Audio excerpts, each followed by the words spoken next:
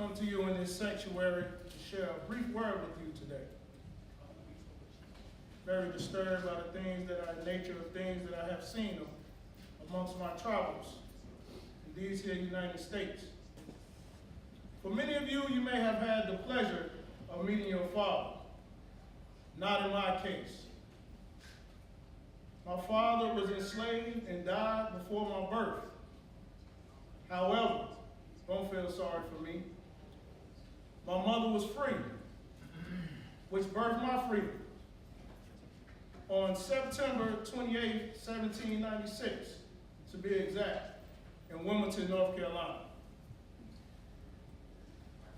As I stated before, I have traveled many of places and seen many of things.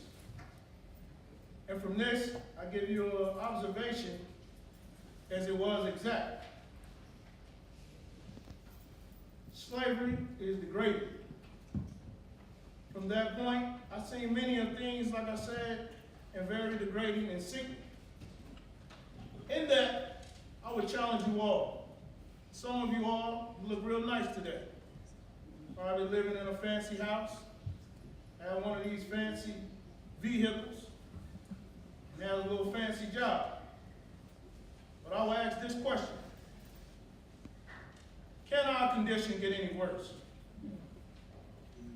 Can it be more mean and abject? If there is any change,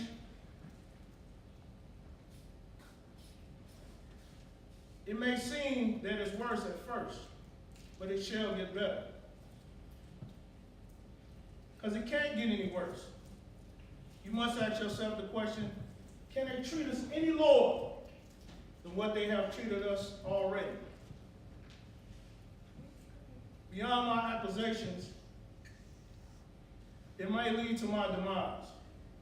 But I would challenge you, brothers and sisters, and some of you are at a slumbering state, to inquire and investigate our condition. And not only investigate it, but don't fight the power, become the power. And this is my greatest accomplishment of the appeal. And it will start you on your journey. Thank you.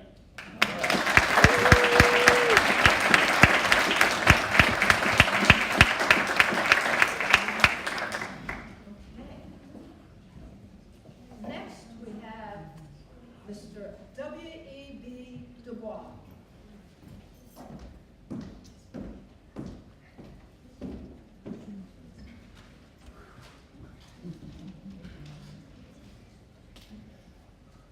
Okay. Ignorance is a cure for nothing. Hello, I'm W.B. Du Bois, born February 23rd, 1868, in Great Barrington, Massachusetts. My father left me when I was 2, and my mother moved in with her parents till I turned 5.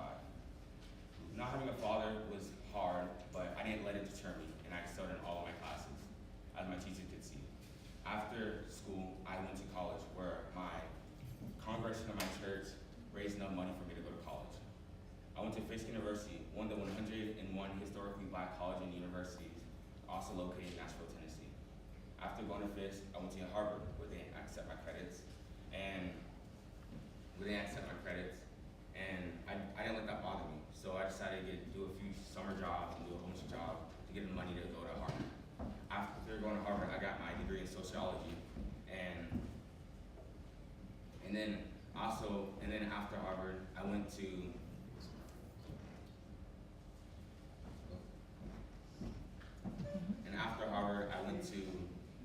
the university. After Harvard, I went to Wilberforce University in Ohio, where I met my wife Nina, and she was also one of my students. Try to slip that in there. And after Wilberforce, I took a research fellowship to the University of Pennsylvania, and where I gave them the research on my landmarks, and I titled it the Philadelphia Negro. I also coined the term submerged 10th, which means the lower class African Americans, and the talented 10th, which means the elite class of African Americans. Also, after that, I went to do a Pan-Africanism meeting, a conference, and Then I wrote some letters to the European leaders telling me to fight racism. Because while I was in the South, I saw a black man send hoes and burn knuckles on display at a store, which really bothered me and wanted me to fight injustices. So I co-founded the NAACP, National Association for the Advancement of Colored People, where with the place, I could stop injustices. I also wrote a lot of books, but mainly 3 ones: Up from Slavery, Black Reconstruction, and The Souls of Black Folk. And then after being sick and tired of US and all this injustice and racism, I decided to go to Ghana, which the male space also visited my mausoleum in Ghana. And when I was in Ghana, I wrote the Encyclopedia of Africana.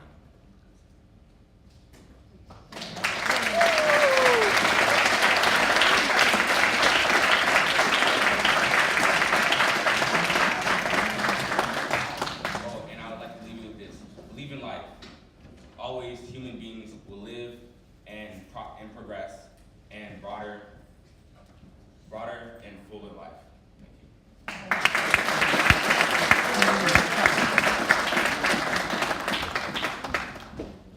Okay. Now we will have Mr. Isaiah Gager, who will be presenting Paul Lawrence Dunbar.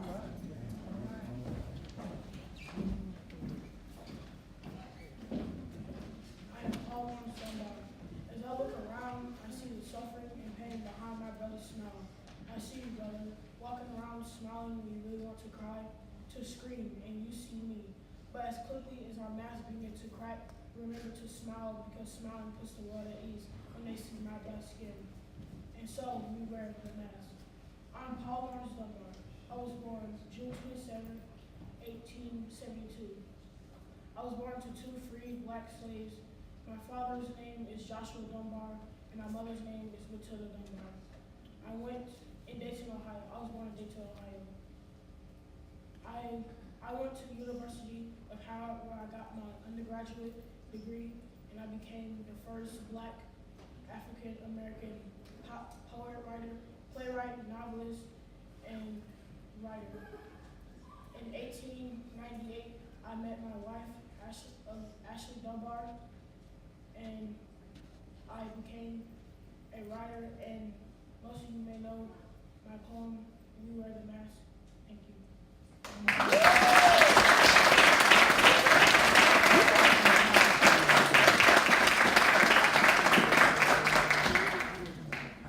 Okay. Next, we have the incredible warrior. This is going to be Mr. Trent Smith, who will be presenting Marcus Mosiah Garden.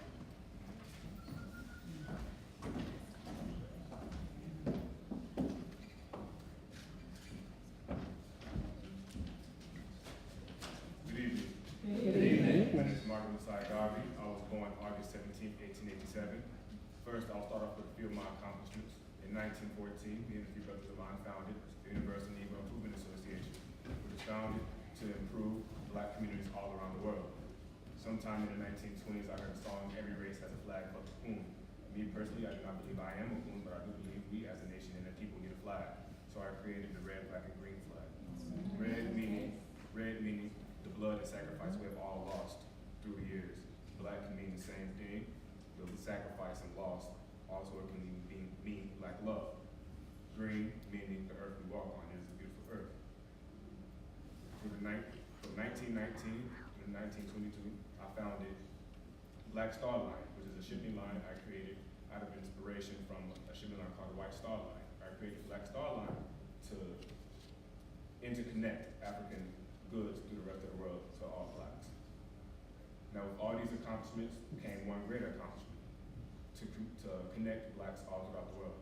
One aim, one God, one destiny. Thank you.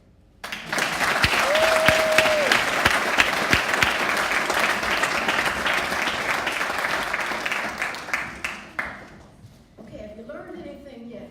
Yes. Yes. Okay, next, we have again one of our junior warriors, and this is going to be Mr.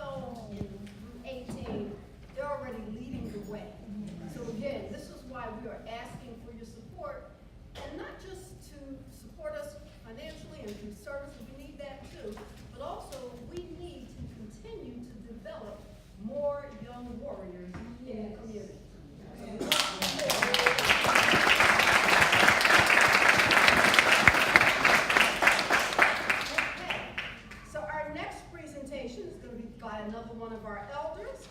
And this one is Elder AJ, coming in with the spirit of Dr. Carter G. Woodson.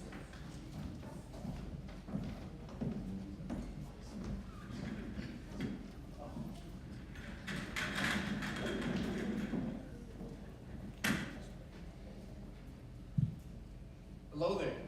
Hello. And welcome to my home, my workplace, my life here on 9th Street in Washington, D.C. And it's good to have some familiar faces in here because I know that the Mel's Place came to visit me in Washington, D.C. I'm Dr. Carter G. Woodson. And two things that you'll know about me, if nothing else, is that I'm a hard worker. Not only am I a hard worker, but I have a passion for educating my people and learning along the way. You know, if a race has no history, it has no worthwhile tradition, and it is a negligible factor in the thought of the world, and thus stands the danger of extermination. I come from two former enslaved Africans, children of the sun, by way of New Canton, Virginia, circa 1875. And as such, we had to work. And we worked, and we worked, and I worked my way into the coal mines instead of the schoolhouse because we didn't have enough money for me to go. But while I was at the coal mines, I met some really interesting, hardworking brothers who didn't have the opportunity to go to school and thus could not read. So I would read to them. I'd read to them, I'd read them their letters, their newspapers, so that those brothers knew what was happening. And what that created in me was a further inspiration to further my own education.